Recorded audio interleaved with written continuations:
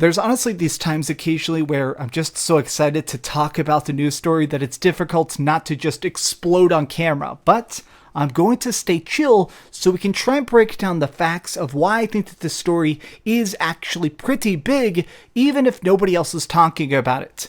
What's up, gamers? DreamcastGuy here, and today, PlayStation has just announced that they're about to be doing an hour-long live stream called Play, Play, Play. Now, this is pretty interesting because it is going to be an entire hour based on two upcoming PlayStation 5 games, Resident Evil Village and Final Fantasy VII Remake Intergrade. Now, of course, as of now, Final Fantasy VII Remake Intergrade is going to be a PlayStation 5 exclusive, whereas Resident Evil Village is cross-platform. Now, as I was going through this, there's some clues that I think something major may actually go down here. Now, first and foremost, something about this is kind of strange. This is only on the PlayStation Japan website. This is not in English. I've used an auto translator to actually get this bit of data, but what's interesting is this is being broadcast in the afternoon in Japan, which is 5 a.m. for me here in America. Now, before we go any further, let's look at a good translation of this. What we did is we had somebody transcribe and break things down over here on GameSpot.com. Final Fantasy VII Remake Intergrade and Resident Evil Village livestream coming March 21st, so just a couple days away, but here's where I think things start to kind of heat up. The hour-long presentation is being billed as a talk show that makes you want to play, and it goes live in the middle of the night, of course. It's split in half, with producer Yoshinori Kitase leading the Final Fantasy VII Remake segment and director Morimasa Sato in charge of Resident Evil Village. Both developers will be joined by other people.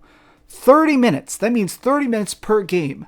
There's a lot you can cover in a half freaking hour. I'm assuming that we're about to see a ton of gameplay. In fact, I'd say that this is probably going to be a full 15 minutes, maybe 20 minutes of gameplay for each of these games. Mostly because they're very, very close to launch. This is actually just like, 30 days now from the release of Final Fantasy VII, which, by the way, does release on my birthday, so be sure to subscribe because I'm definitely going to be beating Resident Evil Village. I want to do a live stream on my birthday itself and just beat the game in one sitting. But additionally, the other half of this that's really caught my attention is that Yoshinori Kitase is going to be there and leading some sort of talks about this. Mostly because Yoshinori Kitase has been talking about the fact that he is currently one of the main people in charge of the Final Fantasy VII Remake. He has actually just said, here's a great quote from him, "Development of Final Fantasy VII Remake Part 2 is now in full swing, according to producer Yoshinori Kitase. The new story of Final Fantasy VII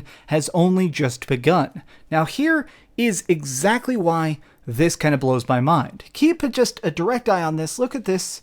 This is written in July 2020. It's been almost an entire year since he talked about the fact that development is in full-blown swing. So what I think is going to happen is, I think that they're going to come out, they're going to talk a lot about Resident Evil Village and Intergrade, but I think we might get our first hints about something different, something that may be coming to PlayStation 5, hopefully relatively soon. Now, it might seem like I'm being a bit dramatic as I hint at a Final Fantasy VII Remake Part 2 talk, but I feel like this isn't completely outside the realm of possibility. Let me talk about this for a second, which is that, surprisingly, Square Enix has announced that they're going to be doing their own live stream on March 18th. Now, this is very interesting to me as well because it means that these events are practically back-to-back, with this on March 18th and then the PlayStation Showcase being done on the 21st. So it means 72 hours apart, Square Enix is going to be trying to pack in quite a bit of news. But additionally,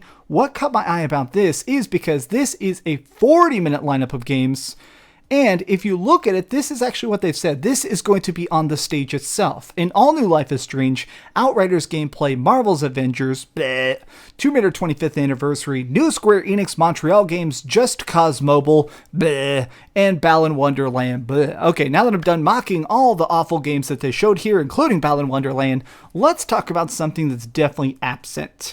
This is going to be talking about everything that's coming soon, but where's stuff like Final Fantasy XVI? where is Final Fantasy VII Remake? So I think that this presentation, this PlayStation 5 showcase, it could be a great chance to talk about the games that are definitely currently in development. I do think that a big chunk of this, the main hype and stuff, is going to be a lot of conversation around Resident Evil Village. Right now, pretty much everybody is hyped out of their mind. People are drawing pictures of the big old booba witches. People are constantly trying to crack into the demo. Everybody's trying to figure out every little teeny tiny secret of Village to make sure this game is big and hype as possible, which isn't a giant surprise. In case you didn't realize this, Resident Evil 7 is now one of the highest selling Capcom titles ever made. So this being a direct follow-up, of course they're going to be very, very excited for Ethan Winters. But I do think that this is a good chance for them to start to drop the first hints about the future of Final Fantasy VII Remake.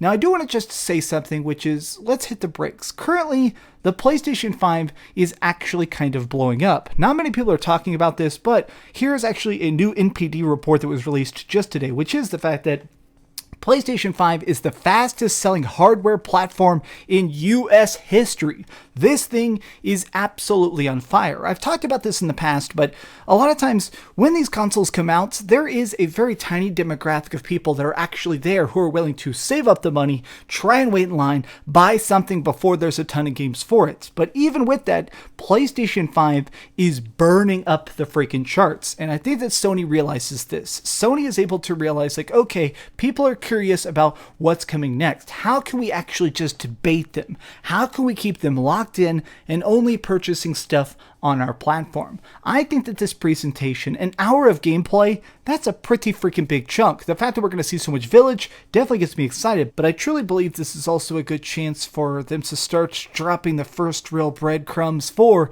Final Fantasy VII Remake Part 2. I mean, how much would they need to show? At this point, not much. The Final Fantasy VII community is still completely just eating themselves alive. I mean, the Final Fantasy VII Remake ended with just such an explosive, confusing bang. And now that we're getting news that we're getting Yuffie in the game as downloadable content so early on is not just baffling, but it's just so enthralling. A lot of us are kind of wondering what the hell could possibly come next. Right now, I think that Sony, they'll never admit it, but I think that Sony is watching Microsoft very, very closely. They're keeping their eyes on Nintendo. They're trying to prepare themselves for what should be another very successful generation. But what happens if they slip up? I don't think they're going to, but I think that this is a good chance for Sony to possibly buy some marketing rights.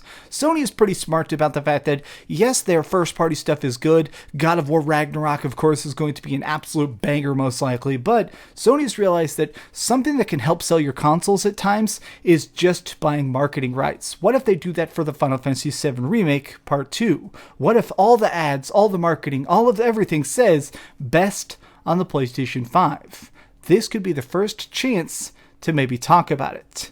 I'm not really sure. I'm definitely going to watch it. I'll make you guys a deal. This freaking showcase is showing at freaking 5 a.m. my time. If this video gets 3,000 likes, I'll make you guys a deal. I'll stay up and I'll stream it. Maybe I'll stream it or I'll watch it or something. I'll watch it live.